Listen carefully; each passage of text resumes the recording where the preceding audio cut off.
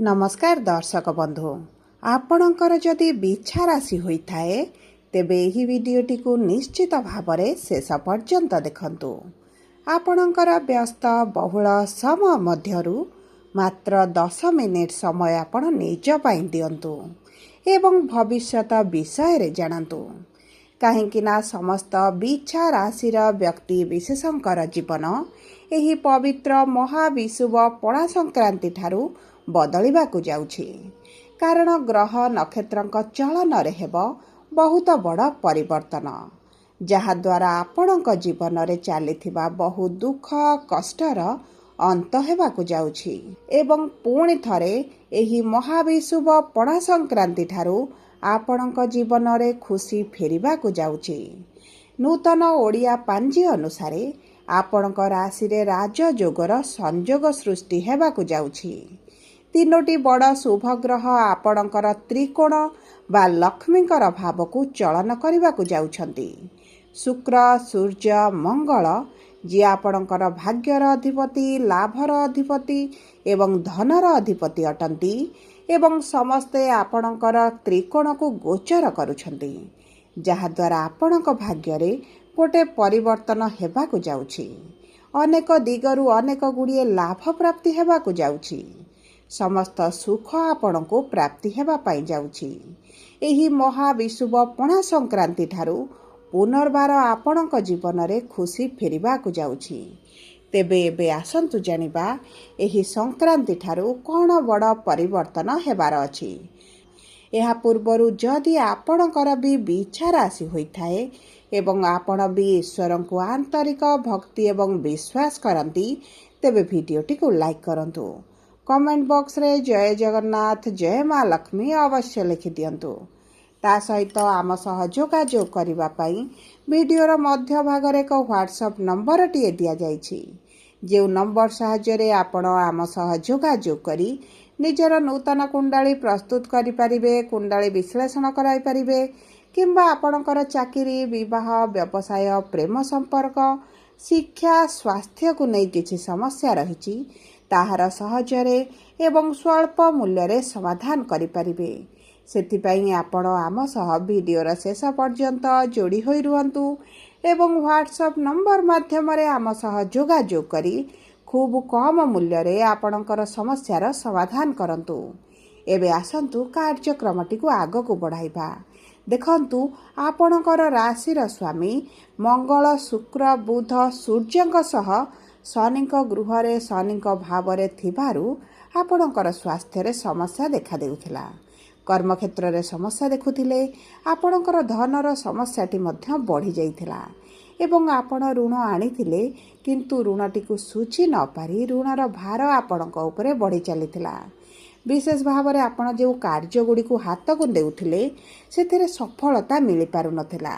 विभिन्न प्रकार समस्या बाधा विघ्न दे आपण गति करुथिले। आपण मानसिक दुश्चिंता भितर रहुथिले। परिवार मध्य आपण शांति अनुभव करुनाहांती। विद्यार्थी माने शिक्षा क्षेत्र रे बहुत अधिक समस्या देखुचंती। ता सहित बहुत गुड़िए बिछा राशिर व्यक्ति माने चाकरी पई अप्लाई करी आवेदन करी मध्य बारंबार निराशता देखुचंती, विफलता देखुचंती। सबुठारु बड़ कथा हेउची संतान संततिक पई बहुत अधिक चिंतित रहुचंती। देखंतु एही बळे जहाँ भी समस्या आपणक जीवन रे चलीछि ताहा दूर हेबाकु जाउछि। एही पणा संक्रांति परठारु आपणक जीवन रे निश्चित भाव रे सुख फेरिबा पाई जाउछि। तेबे देखंतु आपणकर राशिटी बिछा हेले मध्य आपणकर नक्षत्र अनुसायी भिन्न भिन्न प्रभाव आपण मानक जीवन रे पड़िबो। बिछा राशिर तीनोटी नक्षत्र रहिथाए। विशाखा बिछा, अनुराधा बिछा एवं ज्येष्ठा बिछा।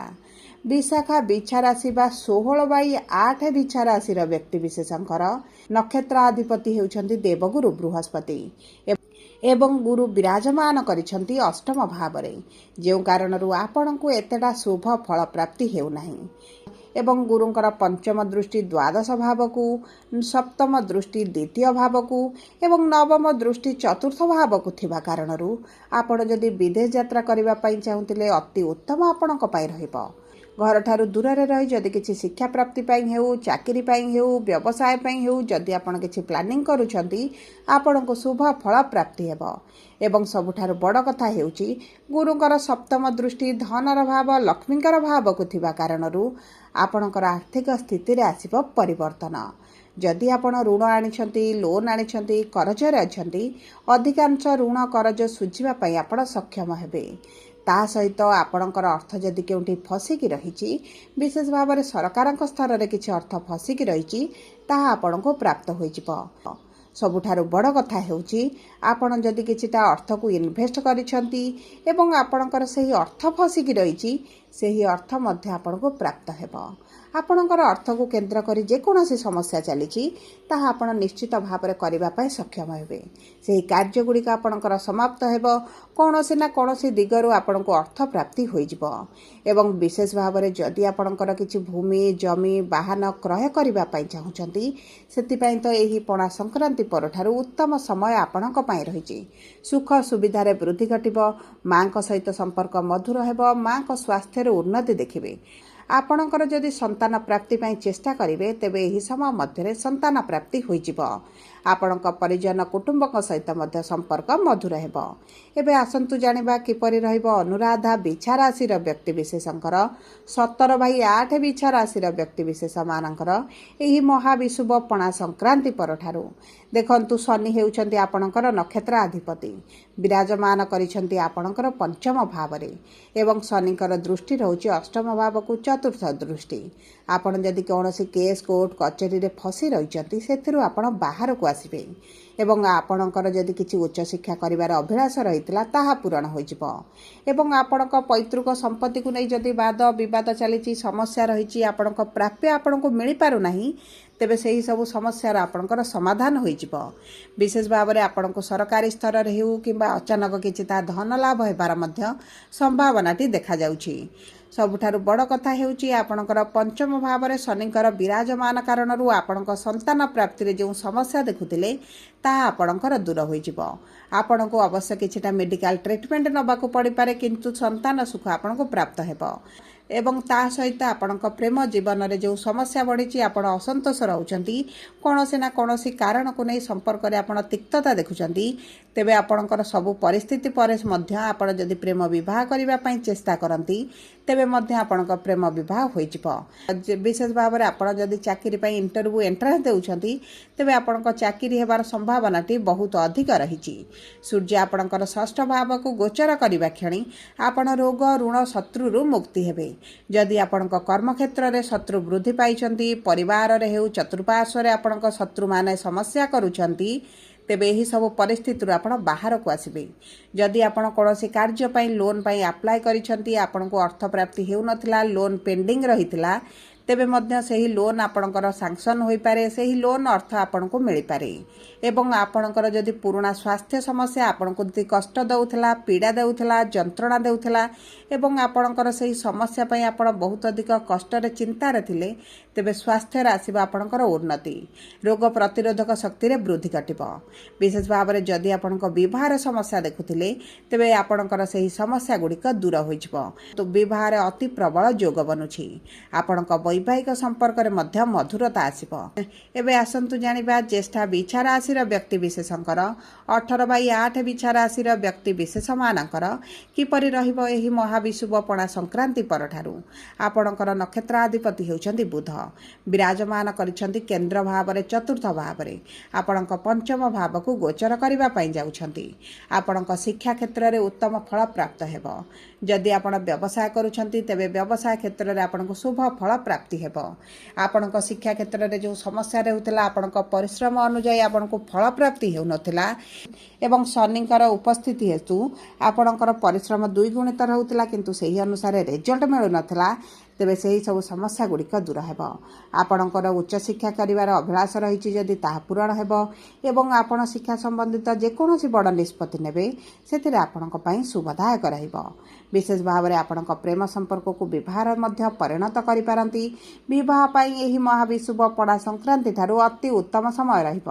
जदि आपणक विवाह बाधा विघ्न समस्या रही शत्रुंक पई विवाह भांगी जाउथला विवाह विलंब देखिले तेबे आपणकर सही समस्या गुड़िक दूर हेब। आपणक जीवन साथी जीवन में आसब बड़ परिवर्तन। जदि क्यारियर उत्थान पतन देखुंट क्यारियर किसी स्टेबिलिटी रहूना कि क्यारियर को नहीं आपणक जीवन साथी चिंतित अच्छा तेबे से चिंता तांकर दूर हो आपणक आर्थिक स्थिति में मजबूती आसब। जदि व्यवसाय करुछंती पार्टनरशिप रे भी करुछंती तेबे उत्तम समय आपणक पई रही लाभ वृद्धि घटिब असंतोष आपणकर दूर हो। जदि आपणकर विदेश यात्रा करिवार किछि अभिलाष रहितला ताहा पूरण होइजिब। जमी भूमि जान किनिबा पई अति उत्तम समय रही। किछि जदि नूतन कार्य आरंभ करबा पई चाहुचंती भाग्य आपणकर साथ देब। विशेष भाव में आपणकर जो पेटरे गैस डाइजेशन समस्या ब्लड रिलेटेड समस्या रहितला सेथिरु आपण मुक्ति पाइबे। सबु परे अशुभत्व को दूर करी शुभाशुभ फल को वृद्धि करबा पई आपण प्रतिदिन गुरुंकर बीज मंत्र 108 थर पाठ करंतु। हनुमान चालीसा प्रतिदिन पढ़ंतु एवं ता सहित गोमाता को आपण रुटी रे गुड़ मिसाई खाद्य खाइबा पई दियंतु। माँ दुर्गांकर उपासना करंतु। आर्थिक स्थिति खराब थिले दुर्गा चालीसा पाठ करंतु आपणक पई अति उत्तम रही।